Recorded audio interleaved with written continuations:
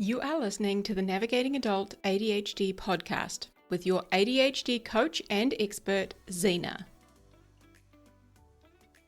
Hello, my beautiful sparkly brained friend. Oh my gosh, sometimes I just wish I could hug you. I'm a hugger. Have I told you that? I am a hugger. Speaking of which, I am going to be speaking at the New Zealand ADHD conference up in Auckland. When is it? Let me look at my calendar. It is Saturday, the 23rd of August. And if you're going to be there, I would love to meet you. Please come say hi.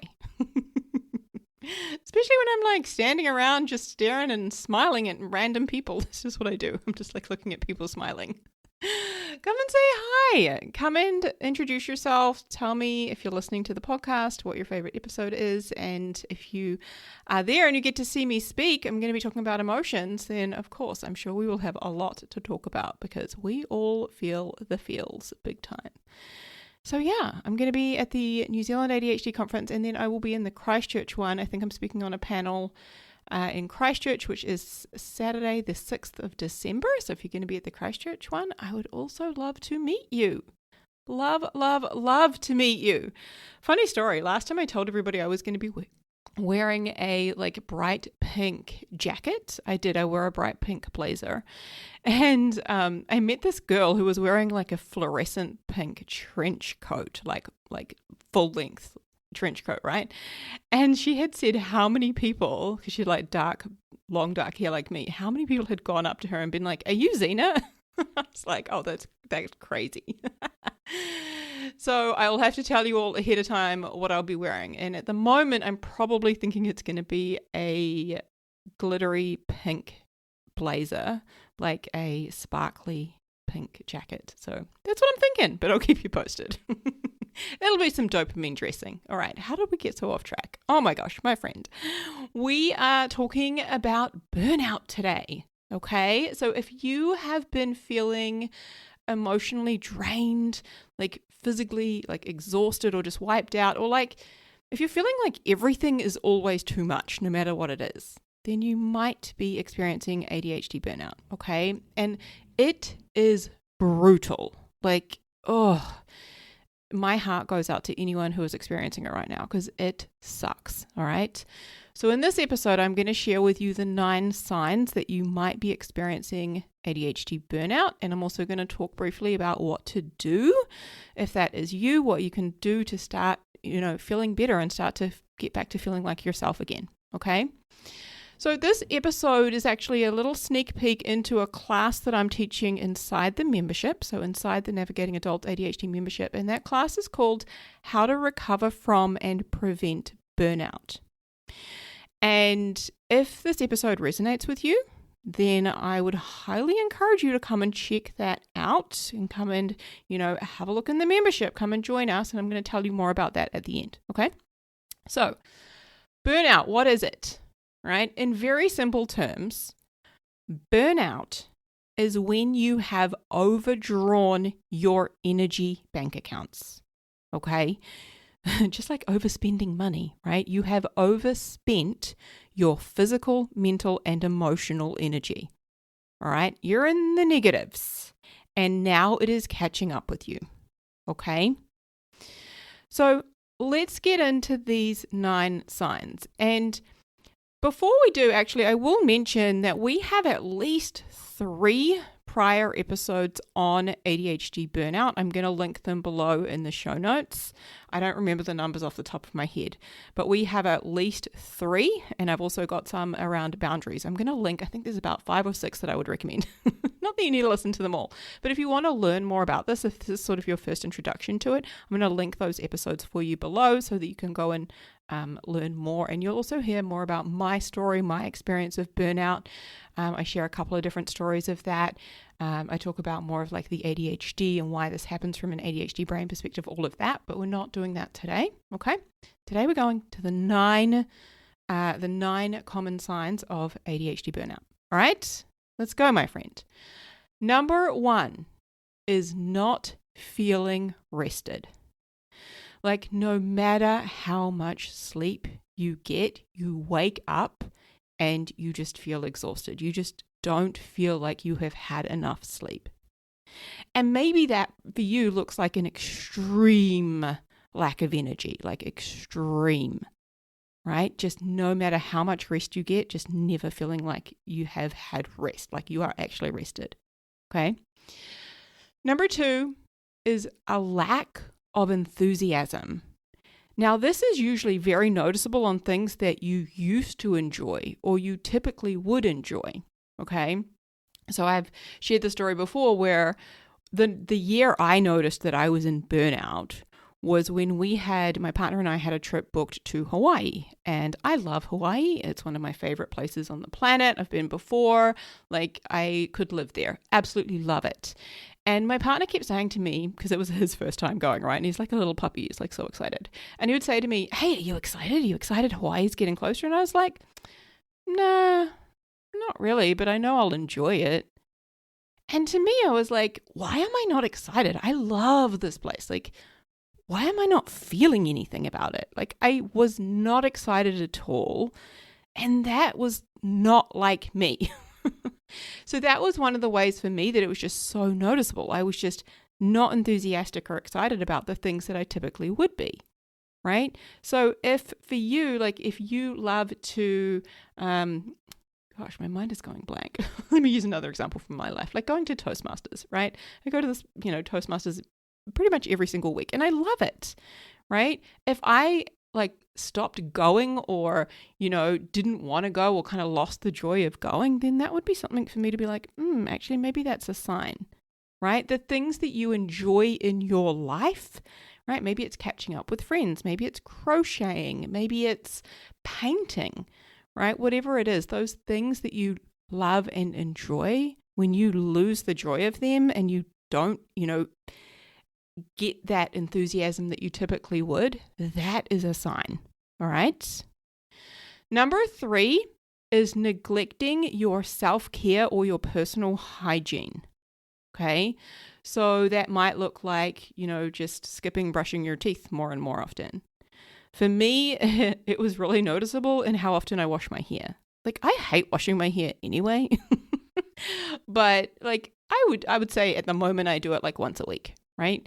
And I remember the last time I got burnout, it had probably been 4, 5, I hate to say it could have even been 6 weeks. Like I couldn't even tell you the last time I had washed my hair.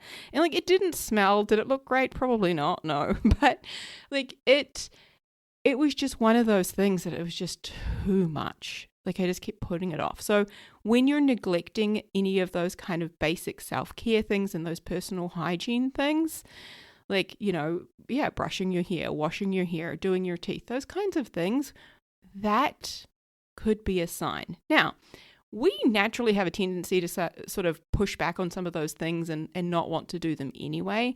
But when it kind of is compounding and becoming quite extreme, that could definitely be a sign that burnout is here or approaching. Okay.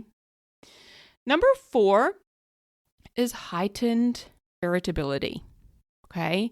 Now, of course, we know that emotional dysregulation, common symptom of ADHD, means that we can be more irritable. We are more prone to irritability than our non-ADHD friends, right? But with this heightened irritability, it's not necessarily attached to a hormone cycle, which is also something we will notice with our ADHD. And, those who are assigned female at birth, we will have, more irritability at certain stages of our cycle. But what I noticed with this heightened irritability is that it was constant, okay? It was just constant. Anything and everything would irritate me. It was like my brain was just fishing for irritability, looking for it everywhere, right? And it didn't matter what it was, even things that I would typically enjoy, right? Like the cat jumping up on me, maybe, that's something I love. I love my cats. I'm obsessed with them, right? Of course you know that. But something like that would just be like, oh, what are you doing? That's annoying. Go away. Just everything really just grating on you, right? Now, before we move to number 5, I just wanted to remind you real quick that if you want a simple one-page recap of every single podcast episode from here on, right, you can get that. So you would get all of these 9 signs written down, broken down in front of you, quick little kind of summary of each of them, right? You just need to head over to navigatingadultadhd.com/cheat sheet. All right. I'll put the link here in the show notes. Wherever you're listening to this, you can just click on it, right? Totally free. And that way it's totally perfect if you like love the episode and forget what I said 5 minutes later, or go, oh shit, I should write that down, which is always what I'm doing, right? Then you can actually have like a quick little recap. All right. So again, you just need to head to navigatingadultadhd.com/cheat sheet. You can get a recap of this episode for free. All right. So that you don't have to take notes. I take them for you. All right. Done. Good. Number 5, my friend. Number 5 is an increased emotional sensitivity. Okay. So what I often see that looking like for women specifically, and this is not just for women, it can be with men as well, right? Is crying more frequently or getting more enraged, right? So just sort of crying at the drop of a hat, not really knowing why you're crying. And of course, like, hormones could be a factor in here as well. Hello, perimenopause. I've got lots to say about you. But yeah, crying more frequently, right? Just not necessarily knowing why you're crying, being more teary, that sort of thing. But also it could be the sort of opposite end of that, which is being more angry, like more quick to rage and yell and like, cut people off or storm out and slam doors and that kind of thing. Okay, so again, it's that increased emotional sensitivity and not necessarily being able to kind of pinpoint it to anything specific, but it's just being kind of constant, right? Number 6 is an increase in depression and anxiety. Okay, so we know as people with ADHD, we are more prone to experiencing those things. But when we experience burnout, it's like we turn up the dial. So myself, I don't personally experience depression and I have anxiety on and off, right? But not at an extreme level. I've had it at extreme levels, don't get me wrong, right? But when I was in burnout, what I noticed is that anxiety became extreme again. Right? Like to the point where I was like wanting to socially withdraw because of social anxiety. Like anxiety was just like this constant like thing squeezing me, right? I describe sometimes anxiety as like I'm wearing a dress that's 2 sizes too small and it's hard to breathe. Like it's constricting you, right? So if you notice an increase in depression or anxiety, right, then that could be a sign that you may be, especially if you're experiencing more of these, experiencing ADHD burnout. And if that is the case, like I just want to stress right here, and I'm going to say this again later, but I want to stress like getting support, going to the doctor, right? Going to see your mental health provider professional and, get help for that, right? If you've had meds before and meds have helped, go get the meds, right? Like let's do what we can to best support ourselves, with the range of tools and supports and stuff that we have available, because there are incredible drugs out there to help with anxiety and depression, etc. Okay. I do want to sort of say on this, I think this is the best place to put it. Like when we're talking about depression and anxiety, one of the things that really stood out for me, and I've heard many other people talk about this and refer to this in their burnout, is a feeling of apathy. So if you don't know what apathy is like not really feeling anything. So often I will draw up an emotional scale when I'm teaching on emotions, right? And I'll draw a scale that has -10 at one end and +10 at the other end. Okay, so in the middle you've got 0. Now down the negative end, right, this is an emotional scale. -10 is the worst emotion you could ever feel. So that might be grief or terror, right? The worst emotions. Shame, I think, is one of the worst human emotions, right? Then at the positive end of the scale, right, way down the opposite end, +10 is like the best emotions you can ever feel. It might be happiness or excitement or pride, right? Elated, right? All of those sorts of emotions. So right in the middle there at 0, that's neutral. That's not feeling meh, like you don't feel good, you don't feel bad. You're just meh, right? That is what apathy is. Meh, right? You don't care. You don't feel good about it or bad about it. You just feel nothing about it, right? That is apathy, apathetic. That was like my state of being when I was, in burnout that first time. And burnout is actually what led me to sort of go through with getting the ADHD diagnosis, because I was in that kind of constant state of feeling that way. And yeah, it wasn't great.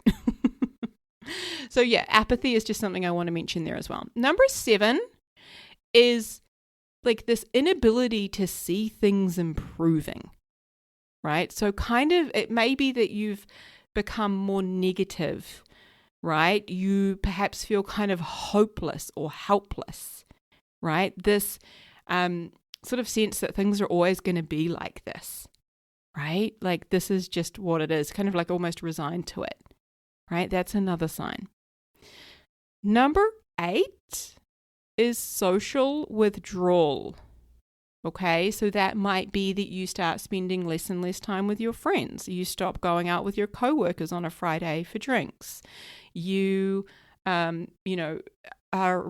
not replying to your family's messages in the family group chat, right? Like you're just kind of withdrawing from the people that you love and care about and would typically be spending time with. That was definitely something I noticed, was not just like I wasn't making an effort to go out with friends, right? Like I'm not hugely social. I'm an introvert, man. I love being at home with my cats. But like I was doing less social activity, but I also noticed like not wanting to like go to the shops, to go to the store, to go out to run errands or whatever, which is something I typically kind of enjoy or don't mind doing, but like withdrawing socially in that regard as well. That was something quite noticeable for me. Okay, so number 8, social withdrawal. Number 9 is when everything is always feeling like too much. Like it doesn't matter what you're doing, right? It could be getting the kids ready for their soccer game, right? And it just feels like too much. It could be making dinner. It just feels like too much. Having to do lunch boxes just feels like too much, right? Having to do the laundry, just feels like too much. When everything, no matter what it is, just always is feeling like too much. And somebody says, oh, hey, can you do this? Or we haven't done this, or we need to get this done, right? And it's just like, oh, God, not another thing. Like it's just constant. It's like this constant overwhelm, right? Just constantly too much. That could also kind of present as being on edge all of the time, which is often something we experience when we're in a state of burnout, is we are in like a fight or flight state. So we're kind of on edge all of the time. Okay. So my friend, if you're nodding along to most of these, please know, right, that yes, you may be experiencing burnout and it is not a personal failing at all, right? Burnout is hard as fuck. I'm just going to say it bluntly, right?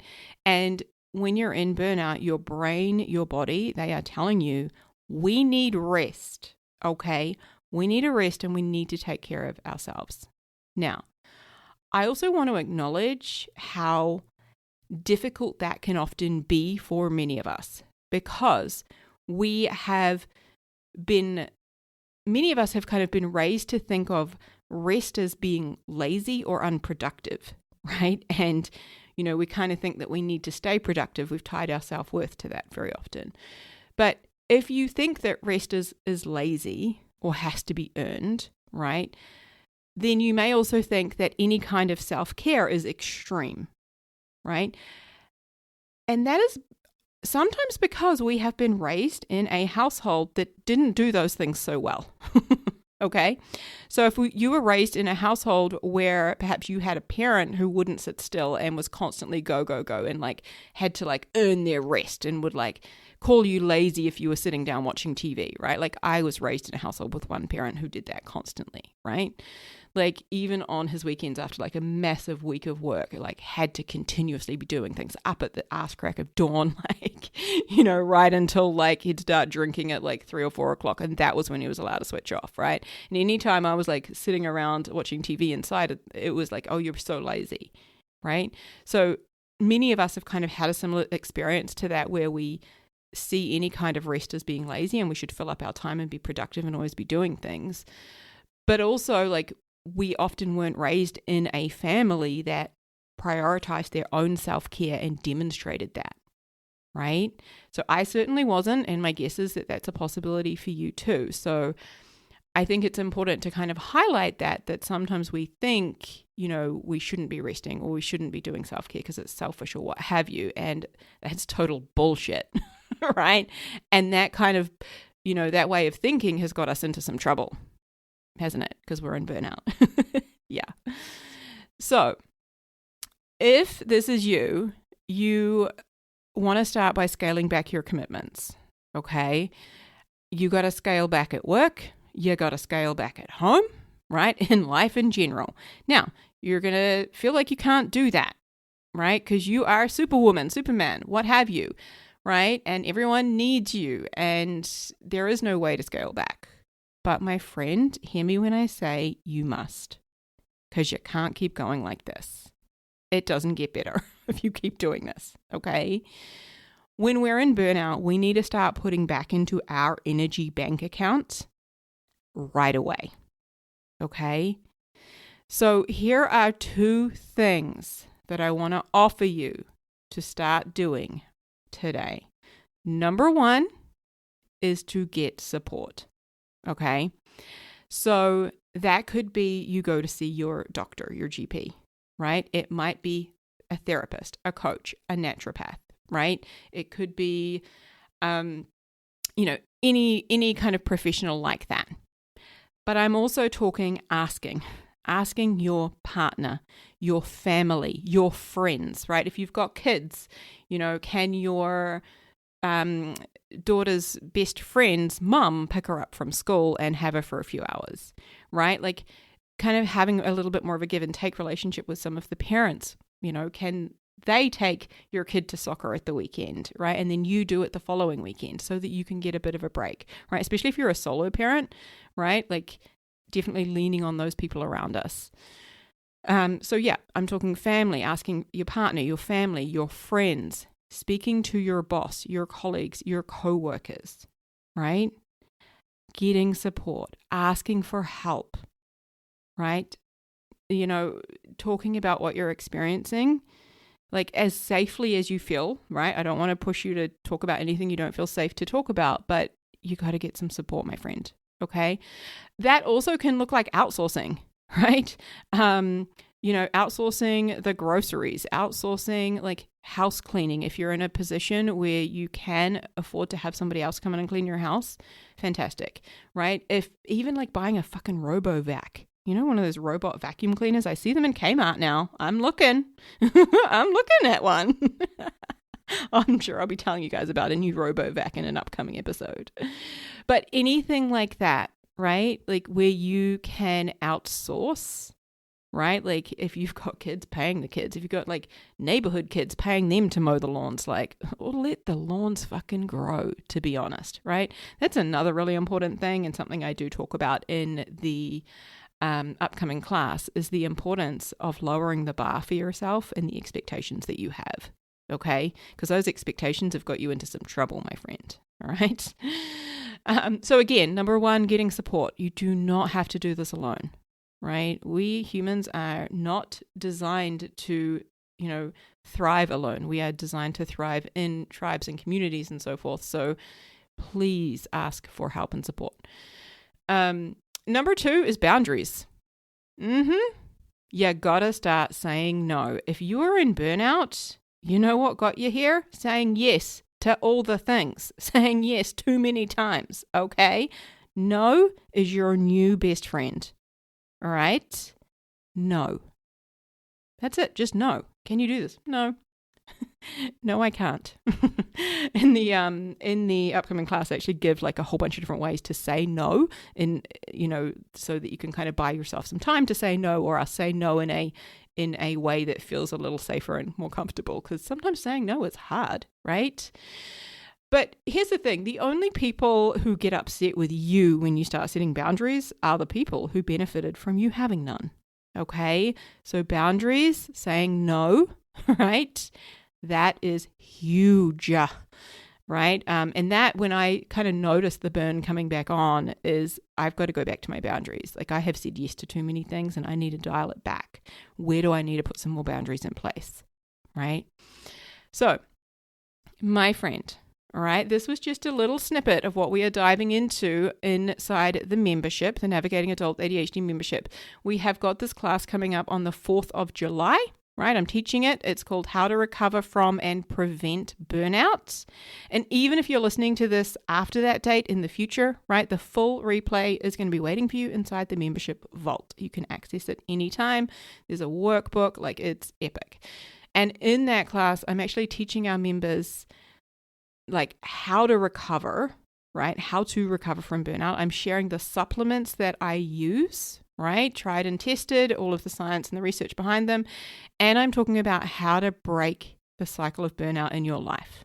Okay, because that's the thing, is if we don't break the cycle, it comes back around and it happens to us again and it takes us down. So if you want the tools, if you want the support, the community, like having a group of ADHDers like alongside you who get it, come and join us. All right. So you can learn more about the membership, right? And where you can access this class, just head over to navigatingadultadhd.com/membership. I will drop the link below for you. And just remember, you don't have to do this alone. Okay. Like you've got a whole beautiful community of ADHDers right here, and we have got your back, my friend. Okay. So the last thing I want to say is if you are experiencing burnout, if this is you right now, I am sending you so much love. I'm sending you rest. I am sending you healing, right? And just know that you are not alone, my friend. Okay. Huge love, huge love. All right. I'm feeling huggy today. Sending hugs. All right. Take care. I will see you soon, my friend. Bye-bye. Hey friend, if you want some more help navigating and thriving with ADHD and some help applying everything that you're learning here on the podcast, then head over to our website, navigatingadultadhd.com.